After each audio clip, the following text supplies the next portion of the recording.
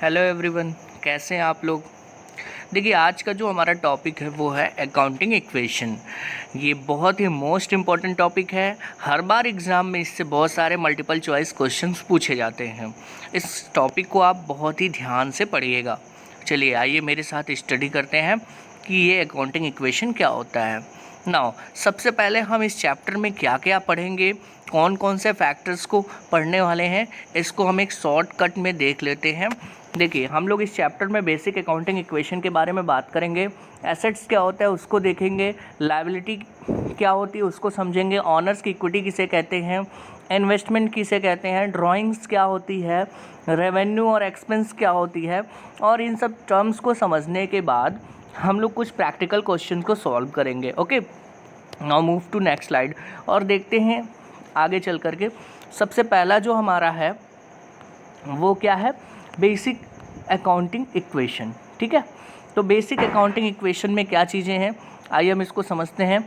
यहाँ पे दिखा है according to the dual aspect concept every transaction has two aspect. Okay, one is debited and other is credited. The above concept of the accounting forms a equation that is called accounting equation.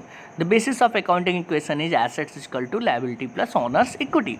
होता क्या है, कोई भी transactions वो dual aspect concept पे काम करता है। इट मीन्स कोई भी ट्रांजेक्शन्स दो पार्ट्स को अफेक्टेड करता है। पहले पार्ट्स को हम लोग डेबिट बोलते हैं और दूसरे पार्ट्स को हम लोग क्रेडिट बोलते हैं। और इसी ड्यूल एस्पेक्ट कॉन्सेप्ट के बेसिस पे अकाउंटिंग इक्वेशन को बनाया गया है। अकाउंटिंग इक्वेशन भी दो पार्ट्स में डिवाइड है, एक जो हमारा लेफ़्ट हैंड साइड है और दूसरा जो हमारा राइट हैंड साइड है। ठीक है, और दोनों इक्वल होता है। इट मीन्स अगर हम देखें तो एसेट्स की साइड को अगर हम डेबिट कर दें और लायबिलिटी की साइड को क्रेडिट कर दें और देखें तो डेबिट इजकल टू क्रेडिट, एक तरीके से ड्यूल एस्पेक्ट कॉन्सेप्ट को फॉलो करता है। चलिए आगे की तरफ मूव करते हैं और इसको डिटेल में पढ़ते हैं कि क्या कहता है हमारा ये कॉन्सेप्ट। एसेट्स क्या होता है, सिंपल सी लैंग्वेज में दिया है कि assets are resources own by the business. ठीक है, एसेट्स हमारी रिसोर्सेज होती है जो बिजनेस के द्वारा ओन की जाती है। They are thing of value used in carrying out such activities as production and exchange. वो सभी चीज़ें जो किसी कमोडिटी के प्रोडक्शन और एक्सचेंज में रिसोर्सेज की तरह हेल्पफुल होती हैं वो क्या कहलाती हैं, एसेट्स कहलाती हैं। लाइक दैट, अगर आपको कोई, मान लीजिए आपका कोई प्लांट है और उस प्लांट को आपको चलाना है तो उसके लिए आपको क्या ज़रूरत होगी, छोटी छोटी एसेट्स की ज़रूरत होगी। इट मीन्स मशीनरी की ज़रूरत होगी। आपके प्लांट में ये मशीनरी है, ये मशीनें हैं, विदाउट मशीन्स प्रोडक्शन तो पॉसिबल नहीं है। तो मशीन हमने लगा दिया। फिर हमें क्या ज़रूरत होगी, हमें ज़रूरत होगी कुछ करंट एसेट्स की, कुछ टूल्स की ज़रूरत होगी, हमें ज़रूरत होगी कैश की। अगर कैश ना हो तो क्या हम बिज़नेस को रन कर सकते हैं, नहीं। तो वो सभी चीज़ें छोटी मोटी जो भी हमारे, वो सभी रिसोर्सेज जो किसी भी प्रोडक्शन और एक्सचेंज से रिलेटेड एक्टिविटी में बहुत ज़्यादा हेल्पफुल होते हैं, उनको हम नाम देते हैं assets. Now move to the next slide, अगली स्लाइड पे चलते हैं। अगला स्लाइड है हमारा लायबिलिटी। अब लायबिलिटी क्या होती है, देखिए सिंपल टर्म्स में लिखा हुआ है कि liability are claim against assets. वो सभी चीज़ें जो एसेट्स के अगेंस्ट में क्लेम की जाती हैं वो लायबिलिटी कहलाती हैं। They are existing debts and obligations. Example के रूप में हम समझेंगे, जैसे यहाँ पे एक प्लांट है, इस प्लांट की वैल्यू $50,000 है और एक लैपटॉप है जिसकी वैल्यू $500 है।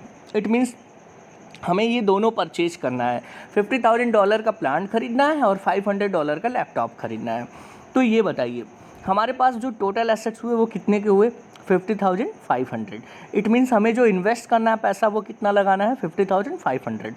लेकिन हमारे पास पैसे की कमी आ गई, हमने $20,000 जो है बैंक से लोन ले लिया, बैंक से लोन ले लिया।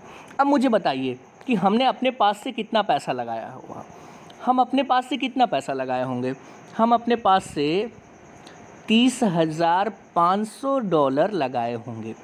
क्लियर है, क्यों, क्योंकि इतना पैसा तो हमारे पास था और कम कितना हो रहा था, $20,000, $20,000 कम हो रहा था, तो वो हमने बैंक से ले लिया। हो गया हमारे पास $50,500। अब इस पैसे को हम इन्वेस्ट करेंगे प्लांट में और लैपटॉप को परचेज करने में। तो यहाँ पे अकाउंटिंग इक्वेशन का एक कॉन्सेप्ट समझ में आता है। प्लांट और लैपटॉप हमारी एसेट्स है। ओके, अच्छा, जो $20,000 हमने बैंक से लिया वो हमारी लायबिलिटी है। ठीक, जो अपने पास से जो पैसा लगाया $30,500 वो ऑनर्स की इक्विटी कहलाएगी, या फिर उसका जो दूसरा नाम है उसको हम बोल सकते हैं कैपिटल। ओके, तो क्या बन गया, assets equal to liability plus capital बन गया ना इक्वेशन। इसी तरीके से हमारा अकाउंटिंग इक्वेशन काम करता है। आगे की स्लाइड पे चलते हैं। अब हम पढ़ेंगे ऑनर्स की इक्विटी क्या होती है। बड़ी इंपॉर्टेंट कॉन्सेप्ट है, ऑनर्स की इक्विटी को समझना बहुत ही ज़रूरी है। Owners equity is equal to total assets minus total liability, क्योंकि ऑनर्स की इक्विटी टोटल एसेट्स और टोटल लायबिलिटी के इक्वल होती है। कैसे होती है, देखो एक फार्मूला होता है, assets equal to liability plus capital होता है। अगर हमें एसेट्स की वैल्यू दी हुई हो और लायबिलिटी की वैल्यू दी हुई हो, हमें कैपिटल यानी ऑनर्स की इक्विटी फाइंड आउट करनी हो, तो हम कैसे करेंगे, capital equal to assets minus liability कर सकते हैं। यही कॉन्सेप्ट इसमें बताया गया है। Total assets minus total liability करने पे हमारा जो है ऑनर्स की इक्विटी फाइंड आउट हो सकती है। क्लियर है। अब देखिए कौन कौन सी चीज़ें हैं जो ऑनर्स के इक्विटी को इफेक्टेड करती हैं। कैपिटल इफेक्टेड करता है, ड्राइंग्स भी इफेक्ट करता है, रेवेन्यू भी इफेक्ट करता है और एक्सपेंस भी इफेक्ट करता है। ये इफेक्ट कैसे करता है इसको हम अगली स्लाइड में पढ़ेंगे। तब तक के लिए हम मूव करते हैं आगे की तरफ। ओके, नाउ इन्वेस्टमेंट क्या होता है। इन्वेस्टमेंट मीन्स अपनी ऑनर्स की इक्विटी को इंक्रीज करना। सिंपल लैंग्वेज में देखिए यहाँ पे लिखा है इन्वेस्टमेंट बाय ऑनर और the assets put into the business by the owner, these investment in the business increase owners equity. किसी भी बिजनेस के ऑनर्स की इक्विटी को इंक्रीज करना इन्वेस्टमेंट कहलाता है। जैसे हमने अपने बिजनेस में नया प्लांट लगा दिया, अपने बिजनेस में नई मशीनरी ले आए हम लोग, इट मीन्स हमने अपने बिजनेस में कैश इंट्रोड्यूस किया। इससे क्या हो गया कि हमारा बिज़नेस लार्ज होता चला गया, हमारे बिज़नेस में जो एसेट्स है उसकी वैल्यू बढ़ती चली गई, और जब एसेट्स की वैल्यू बढ़ेगी तो हमारे ऑनर्स की इक्विटी की भी वैल्यू इंक्रीज होगी। तो इस तरीके के प्रोसीजर को हम लोग इन्वेस्टमेंट बोलते हैं। चलिए आगे की तरफ बढ़ते हैं। ड्राइंग्स क्या होती है। ड्राइंग्स देखिए हर बिज़नेस का व्यक्ति जो होता है ना, वो अपने पर्सनल पर्पज़ के लिए कुछ पैसे अपने बिज़नेस से ज़रूर निकालता है। तो ड्राइंग्स वो एक्टिविटी होती है, कोई भी जो ऑनर होता है अगर अपने पर्सनल यूज के लिए कुछ कैश बिजनेस से निकाल लेता है, विड्रॉ कर लेता है, लाइक दैट उसको अपने घर का फर्नीचर ख़रीदना है तो उसने कुछ पैसे निकाल लिए, सपोज दैट 1000 रुपीज़ अपने घर का फर्नीचर ख़रीदने के लिए निकाल लिए, उसको अपने घर के लिए कुछ क्लॉथ्स वगैरह कपड़े वगैरह लेने हैं और कुछ और भी मटेरियल्स लेने हैं जो अपने पर्सनल यूज के लिए लेने हैं, उसके लिए उसने 500 निकाल लिए। मतलब वो सभी अर्निंग्स, वो सभी विड्रॉल्स, वो सभी कैश जो ऑनर बिजनेस के पर्पज़ से नहीं बल्कि अपने पर्सनल पर्पज़ के लिए निकालता हो, उसको हम क्या नाम देते हैं, ड्राइंग्स नाम देते हैं। और ड्राइंग्स हमेशा क्या करती है, drawings decreases total honours equity. Drawings हमेशा ऑनर्स की इक्विटी को क्या करती है, कम करती है, क्योंकि किसी भी बिजनेस के लिए ज़्यादा मात्रा में ड्राइंग्स होना एक तरीके से नुकसान होता है। चलिए अब हम आगे की तरफ मूव करते हैं। नेक्स्ट है हमारा रेवेन्यू। देखिए बहुत अच्छा टर्म्स है, इकोनॉमिक्स में आपने रेवेन्यू का कॉन्सेप्ट तो पढ़ा ही होगा। रेवेन्यू क्या कहता है, रेवेन्यू और the gross increases in owners equity resulting from business activity enter into the purpose of earning income. Okay, revenue में results from sale of merchandise, performance of services, rental of property, lending of money. Revenue usually results in increase in the asset. Revenue क्या करता है, हमारी assets की value को बढ़ाता है। जैसे मान लीजिए कोई भी प्रोडक्ट, जैसे मान लीजिए हमने मशीन को बेचा, तो अगर हम मशीन को सेल कर रहे हैं तो कुछ तो हमको वहाँ पे मिल रहा है, वो हमारी रेवेन्यू हो गई। ओके, जैसे मान लीजिए अगर हमने प्रॉपर्टी को रेंट पे दिया, मतलब कुछ तो हमको उससे अर्न हो रहा है, तो वो हमारी रेवेन्यू हो गई। रेवेन्यू इट मीन्स वो सभी फैक्टर्स जिससे बिजनेस को प्रॉपर रूप से एक अर्निंग प्रोवाइड होती है, वो हमारी रेवेन्यू कहलाती है। और ये रेवेन्यू जो होता है वो हमेशा ऑनर्स की इक्विटी को क्या करता है, इंक्रीज करता है, और एसेट्स को भी इंक्रीज करता है। ये कुछ बेसिक बातें हैं जिनको हम याद रखेंगे, आगे हमें काम आएगा। देखिए अब हम पढ़ते हैं एक्सपेंस क्या होता है। जाहिर सी बात है एक सभी बच्चों को पता होगा कि एक्सपेंस क्या होती है, क्योंकि आप लोग खुद बहुत ही खर्चीले स्वभाव के हो। आपसे अच्छा कौन जानता है कि एक्सपेंस क्या होता है। ठीक है, तो एक्सपेंस के बारे में पढ़ेंगे। Expense are the decrease in owners equity. भाई कोई भी बात नहीं, ऑनर्स की इक्विटी को तो एक्सपेंस डिक्रीज करता है, क्योंकि एक्सपेंस किसी भी बिजनेस के लिए एक तरीके से लॉस होता है। That results from operating the business. Expense are the cost of assets consumed और service used in the process of earning revenue. Okay, examples of expenses include utility expenses, rent expenses and supplies expenses. ठीक है, होता क्या है, जैसे किसी business के लिए हम क्या करेंगे, रॉ मटेरियल खरीदेंगे, प्रोडक्शन तभी तो होगा। अब रॉ मटेरियल खरीदा तो हमारा कुछ पैसा उसमें चला गया, इट मीन्स ये भी हमारा एक्सपेंस हुआ। हमने अपने एम्प्लॉइयों को सैलरी दी, उसमें कुछ पैसा चला गया, इट मीन्स ये भी हमारा एक्सपेंस हुआ। अच्छा ये बताओ, अगर रॉ मटेरियल की वैल्यू बढ़ जाए तो हमारा एक्सपेंस भी बढ़ जाएगा। अगर हम एम्प्लॉइयों को सैलरी दोगुनी मात्रा से देने लगें, जितना हम देते थे उससे उसका हम डबल कर दें, तो क्या होगा, बिजनेस में क्या इम्पैक्ट पड़ेगा, बिजनेस में ऑनर्स की इक्विटी कम होगी कि नहीं होगी, बिल्कुल कम होगी। तो इस तरीके से एक्सपेंस भी ऑनर्स की इक्विटी को क्या करता है, डिक्रीज करता है। ओके, चलिए अगली स्लाइड पे चलते हैं। आई थिंक ये भी आपको समझ में आ गया होगा। अब देखिए अकाउंटिंग इक्वेशन काम कैसे करता है, इस चीज़ को ध्यान में रखना है, ये बहुत ही इम्पोर्टेंट है। अगर आप इसको समझ गए तो आप प्रैक्टिकल क्वेश्चंस को भी बड़े आसानी से कर सकते हो। देखिए ऑनर्स की इक्विटी है, कुछ टर्म्स इसको इफेक्टेड करते हैं। जैसे देखो होता क्या है, अगर ऑनर की इक्विटी में कोई भी बिजनेसमैन ड्यूरिंग द ईयर कुछ एक्स्ट्रा कैपिटल इंट्रोड्यूस करता है, मान लो 1 लाख रुपए की ऑनर की इक्विटी थी। ज़रा ध्यान से सुनना, मैं एक एग्जांपल लेके समझा रहा हूँ। अगर ये एग्जांपल आप लोग समझ गए तो समझ लो कि खेल खेल में आपने इस चैप्टर को पढ़ लिया, और खेल खेल में नहीं मतलब सीरियसली पढ़ना है। ठीक है, चलो आओ अब समझते हैं। जैसे मान लीजिए कि 1 लाख रुपए का ऑनर का इक्विटी है, मतलब 1 लाख रुपए की हमारे पास कैपिटल है। यहाँ पे लिखा हुआ है इन्वेस्टमेंट बाय ऑनर, ऑनर के द्वारा इन्वेस्ट किया गया। Suppose that during the year हमने अपने बिजनेस में 20,000 रुपये और इन्वेस्ट कर दिए ना। अच्छा ये बताओ मुझे, 20,000 रुपये कैपिटल और इंट्रोड्यूस कर दिया तो ऑनर की इक्विटी बढ़ेगी कि घटेगी?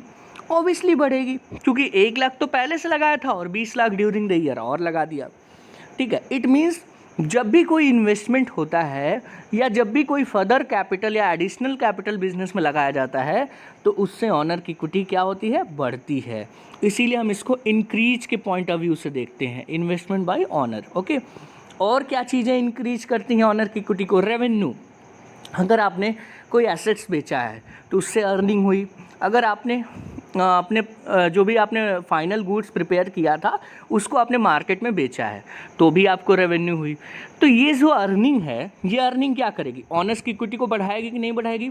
बिल्कुल बढ़ाएगी। ठीक है, तो इस तरीके से ये भी इंक्रीज करती है ऑनर्स की इक्विटी को। क्लियर है? अब क्या क्या चीज़ें ऑनर्स की इक्विटी को डिक्रीज करती हैं, इसको बड़ा ध्यान से समझना होगा। Withdrawal by the owner, drawing, मैंने बात की थी पिछले साइड में ड्राइंग की। आपने अपने बिजनेस से 20,000 रुपये निकाल लिए अपने पर्सनल यूज के लिए। अब बताइए ऑनर की इक्विटी कम होगी कि नहीं कम होगी? बिल्कुल कम होगी। अच्छा, अगला है एक्सपेंसेस। जैसे आपने अपने बिजनेस के एम्प्लॉइयों की सैलरी डबल कर दी है। अभी पहले आपको 20,000 सैलरी सबको देना था, अब आपको 40,000 तक सैलरी सबको देनी है। तो ये बताइए आपके बिज़नेस को नुकसान होगा? इट मीन्स आपके बिज़नेस को नुकसान होगा तो ऑनर्स की इक्विटी भी कम होगी कि नहीं होगी? बिल्कुल कम होगी, तो डिक्रीज होता है। अब देखिए अल्टीमेटली हम यहाँ पे समझ चुके हैं कि ऑनर की इक्विटी को कौन कौन से फैक्टर इफेक्टेड करते हैं। देखिए सिंपल सी बात है, कैपिटल जो होता है उसको हम बोलते हैं ऑनर की इक्विटी। ठीक है, और इस कैपिटल में क्या क्या चीज़ें ऐड होनी चाहिए? अगर आपके बिज़नेस में कोई रेवेन्यू जनरेट होती है तो उसको ऐड करिए। अगर आपके बिज़नेस में कोई प्रॉफिट होता है उसको ऐड करिए। अगर आपके बिज़नेस में कोई इन्वेस्टमेंट या फर्दर कैपिटल इन्वेस्ट होती है उसको ऐड करेंगे। और क्या क्या लेस करेंगे कैपिटल से? अगर कोई विड्रॉवल का काम हो रहा है, कोई ड्राइंग्स हो रही है, उसको कैपिटल से लेस करेंगे। अगर कोई एक्सपेंस हो रही है उसको कैपिटल से लेस करेंगे। इस तरीके से एक फार्मूला बनता है, C plus revenue it means R plus profit it means P plus C it means further capital minus D it means drawings और minus E it means expenses. चलिए आगे चलते हैं। इस देखिए इस फॉर्मूले को ज़रूर याद रखिएगा, इस फॉर्मूले का बड़ा यूज है आगे प्रैक्टिकल क्वेश्चंस में। Now move to the next slide. ठीक है, अब हमारा प्रैक्टिकल क्वेश्चन स्टार्ट होता है। तो हम 2-4 प्रैक्टिकल क्वेश्चंस को देखते हैं और आई होप आपको ये पूरा कॉन्सेप्ट समझ में आ गया होगा। चलिए अब यहाँ से हम शुरू करते हैं कि प्रैक्टिकल क्वेश्चन हमारा क्या कहता है।